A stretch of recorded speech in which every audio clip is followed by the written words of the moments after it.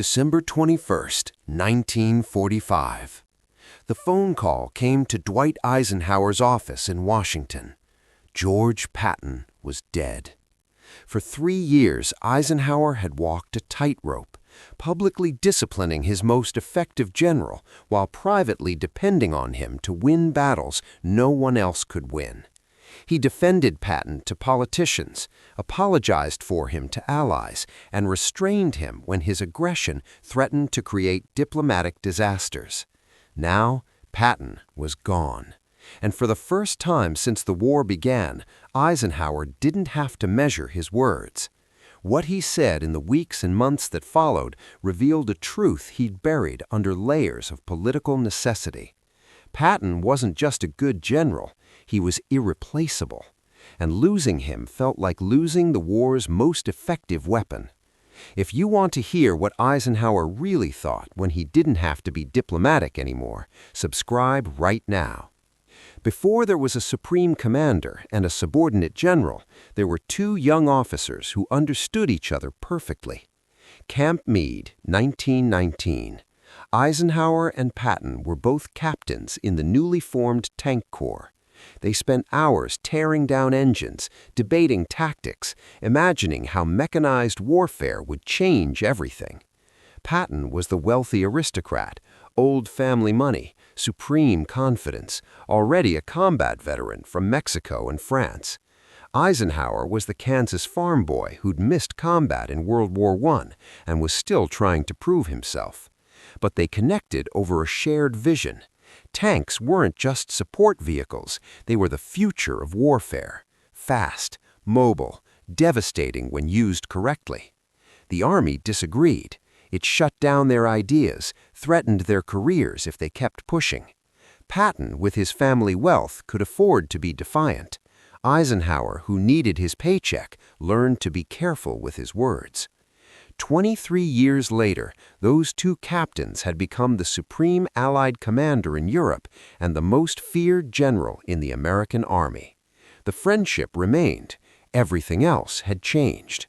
Now Eisenhower had to manage Patton, harness his aggression, explain his controversies to Roosevelt, to Churchill, to Marshall, decide when to unleash him and when to hold him back. And Patton resented it. He thought Eisenhower had become too political, too cautious, too focused on diplomacy and coalition building. Patton wanted to fight, not negotiate. The tension simmered throughout the war. 2 men who'd once been equals, now locked in a relationship where one had vision and the other had the power to execute it or stop it.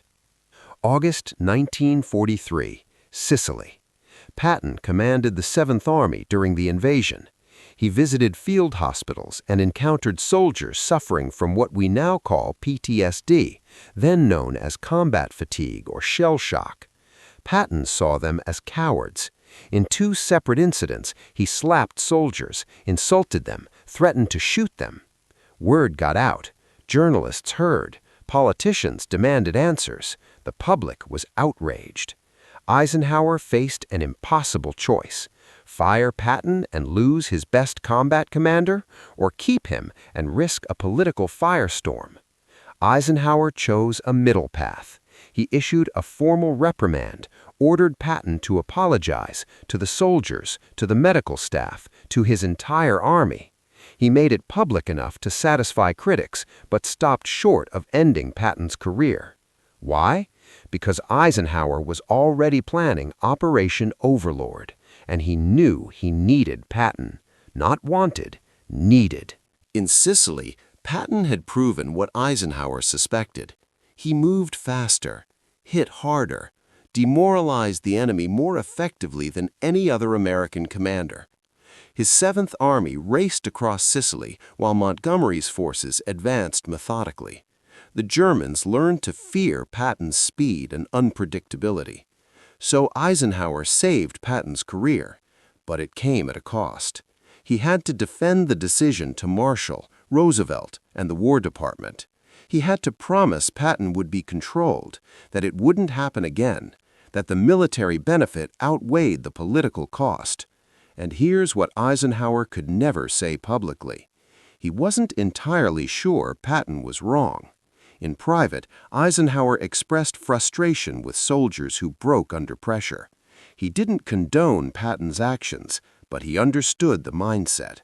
Armies need discipline and mental toughness. Patton's method was wrong. His instinct wasn't entirely off base. Eisenhower just couldn't say that. So he reprimanded Patton publicly and protected him privately. Spring 1944. D-Day approached. Eisenhower faced a crucial problem: convince the Germans the invasion would land at Calais, not Normandy.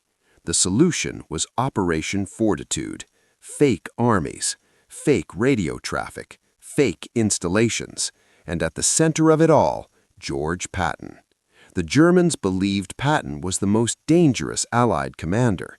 They'd studied his campaigns, they tracked his movements obsessively. So Eisenhower used that obsession. He put Patton in command of a fictitious army group preparing to invade Calais. Patton inspected fake units, appeared at fake bases, gave speeches. German reconnaissance photographed inflatable tanks and plywood landing craft. The Germans bought it. They kept major forces at Calais for weeks after D-Day. It worked brilliantly, and it drove Patton insane. Patton wanted Normandy. He wanted to fight, not act.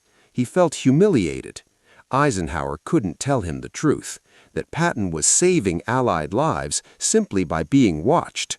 Patton learned the full scope of fortitude only after the war, and even then he resented it. But Eisenhower knew what he was doing. He used Patton's reputation as a weapon. August 1st, 1944. Patton's Third Army went operational.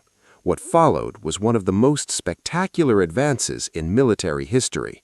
In 1 month, the Third Army advanced farther than any comparable force, liberated hundreds of towns, destroyed or captured tens of thousands of Germans, moved so fast enemy commanders couldn't establish defensive lines.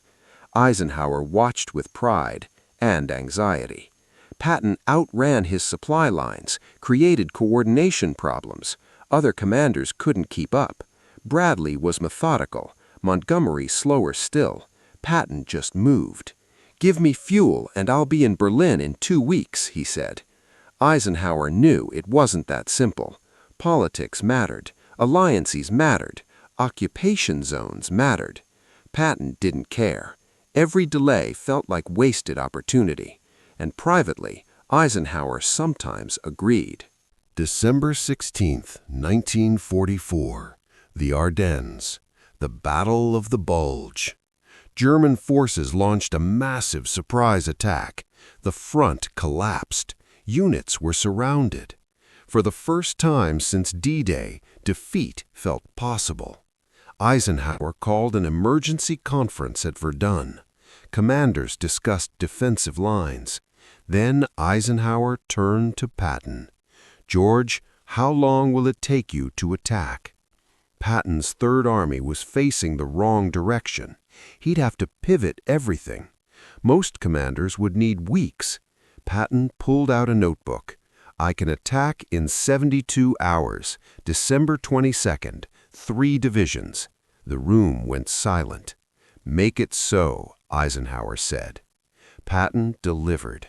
On December 22nd, Third Army struck the German flank. The bulge collapsed. Crisis averted. This was the moment everything Eisenhower endured managing Patton paid off. After the war, Patton became a liability. His comments caused scandals. His calls to fight the Soviets were politically toxic.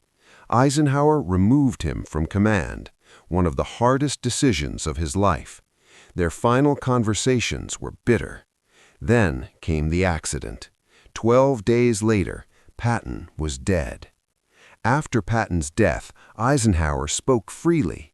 He admitted Patton could achieve results no one else could, that restraining him had been political, not military, that some decisions haunted him, that Patton thrived in chaos where others froze. Eisenhower called Patton indispensable, irreplaceable, built for war, impossible in peace. Eisenhower became president in 1953, led America for 8 years, but never forgot Patton. Only after Patton was gone could Eisenhower admit the cost and the value of managing genius. America lost more than a general. It lost someone uniquely suited for chaos. Eisenhower always knew it. Only after Patton's death could he finally say it. Do you think Eisenhower should have given Patton more freedom, or was restraint necessary? Drop your thoughts in the comments. Subscribe for more untold truths from history. See you next time. Thank you for watching.